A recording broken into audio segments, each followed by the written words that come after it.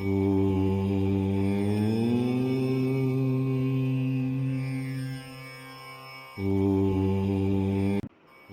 28वां। सती का दक्ष के यज्ञ में आना। ब्रह्मा जी कहते हैं, नारद, जिस समय देवता और ऋषिगण दक्ष के यज्ञ में भाग लेने के लिए उत्सव करते हुए जा रहे थे, उस समय दक्ष की पुत्री सती अपनी सखियों के साथ गंधमादन पर्वत पर धारागृह में अनेक क्रीड़ाएं कर रही थी। सती ने देखा कि रोहिणी के साथ चंद्रमा कहीं जा रहे थे। तब सती ने अपनी प्रिय सखी विजया से कहा कि विजय, जल्दी जाकर पूछो कि देवी रोहिणी और चंद्र कहाँ जा रहे हैं। तब विजया दौड़कर चंद्रदेव के पास गई और उन्हें नमस्कार करके उनसे पूछा कि हे चंद्रदेव, आप कहाँ जा रहे हैं। चंद्रदेव ने उत्तर दिया कि वे दक्ष द्वारा आयोजित यज्ञ में निमंत्रित है, अतः वही जा रहे हैं। यज्ञोत्सव के बारे में सुनकर देवी विजया तुरंत देवी सती के पास आई और सारी बातों से सती को अवगत कराया। तब देवी सती को बड़ा आश्चर्य हुआ कि ऐसी क्या बात है जो पिताजी ने यज्ञोत्सव के लिए अपनी बेटी दामाद को निमंत्रण तो दूर, सूचना भी नहीं दी। बहुत सोचने पर भी उनकी समझ में कुछ नहीं आ सका। असमंजस की स्थिति में वे अपने पति महादेव जी के पास गई और उनसे कहने लगी। सती बोली, हे महादेव जी, मुझे ज्ञात हुआ है कि मेरे पिता श्री दक्ष जी ने एक बहुत बड़े यज्ञोत्सव का आयोजन किया है, जिसमें उन्होंने सभी देवर्षियों, महर्षियों एवं देवताओं को भी आमंत्रित किया है। सभी देवता और ऋषिगण वहाँ एकत्रित हो चुके हैं। हे प्रभु, मुझे बताइए कि आप वहाँ क्यों नहीं जा रहे हैं। आप सभी सहृदयों से मिलने को हमेशा आतुर रहते हैं। आप भक्तवत्सल है प्रभु। उस महायज्ञ में सभी आपके भक्त पधारे हैं। आप मेरी प्रार्थना मानकर आज ही मेरे साथ मेरे पिता के उस महान यज्ञ में चलिए।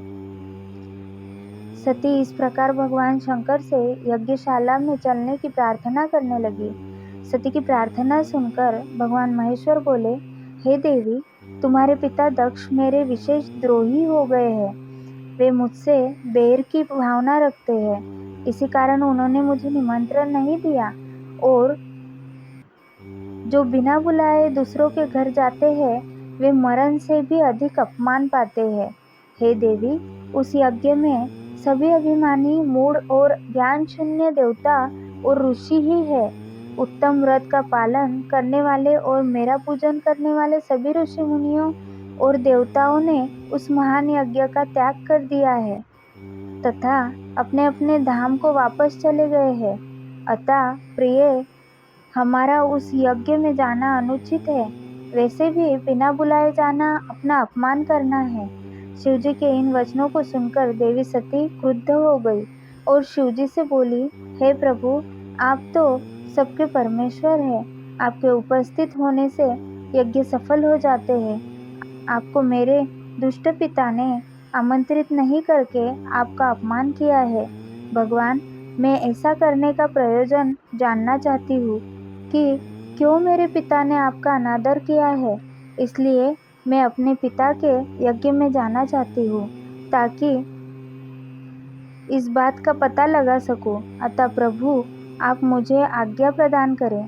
देवी सती के क्रोधित शब्दों को सुनकर भगवान शंकर बोले, हे देवी, यदि तुम्हारी इच्छा वहाँ जाने की है तो मैं तुम्हें आज्ञा देता हूँ कि अपने पिता के यज्ञ में जाओ। नंदीश्वर को सजाकर उस पर चढ़कर अपने संपूर्ण वैभव के साथ अपने पिता के यहाँ जाओ। शिवजी की आज्ञा मानकर देवी सती ने उत्तम श्रृंगार किया और अनेक प्रकार के आभूषण धारण करके देवी सती अपने पिता के घर की ओर चल दी। उनके साथ शिवजी ने 60,000 रौद्र गणों को भी भेजा। वे सभी गण उत्सव रचाकर देवी का गुणगान करते हुए दक्ष के घर की ओर जाने लगे। शिवगणों ने पूरे रास्ते शिव शिवा के यश का गान किया। उस यात्रा काल में जगदम्बा बहुत शोभा पा रही थी। उनकी जय जयकार से सारी दिशाएं गूंज रही थी। ओम नमः शिवाय।